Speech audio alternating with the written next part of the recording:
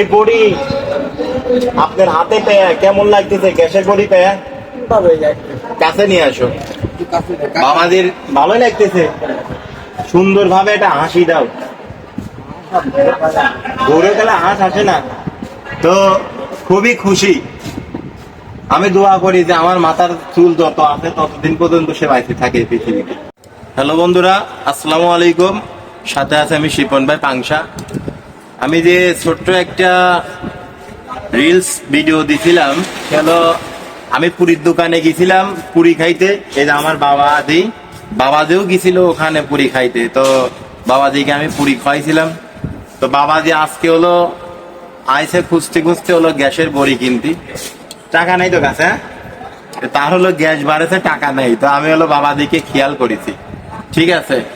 তো বাবাদির জন্য এই যে আমি হলো দুইটা গ্যাসের বড়ি ডাক্তারের কাছে নিয়ে আসলাম বাবাদিকে দেওয়ার জন্য। তো ভিডিওটি আসলে আপনারা কিভাবে নেবেন জানি না। হয়তো জিনিসটা সামান্য হতে পারে, কিন্তু তার কিন্তু প্রায় 80 বছরের উপরে বয়স। তার আত্মীয় স্বজন বা যেই যদি ভিডিওটা দেখেন, কেউ সিরিয়াস ভাবে ভিডিওটা নেবেন না, কারণ তার হলো প্রচুর পরিমাণ গ্যাস বাড়েছে। আর কেউ যদি বলতে পারে যে আমি ভিউ ব্যবসা করি, বা আপনারা বলেন, আমার কোনো সমস্যা নাই, কিন্তু প্রত্যেকটা দিন আমি চেষ্টা করি এটা করে মানুষের যতটুকু পারে উপকার করার জন্য। আর আপনারা যদি মনে করেন এটি ভিউ ব্যবসা, তাহলে আমি মনে করি আপনারা ভিউ ব্যবসা করেন, ভিউ ব্যবসা করে এরকম মানুষের সহযোগিতা করেন। তো সবাই ভালো থাকবেন, সুন্দর থাকবেন। আসসালামু আলাইকুম। সাথে আছে আমি শিপন ভাই পাংশা।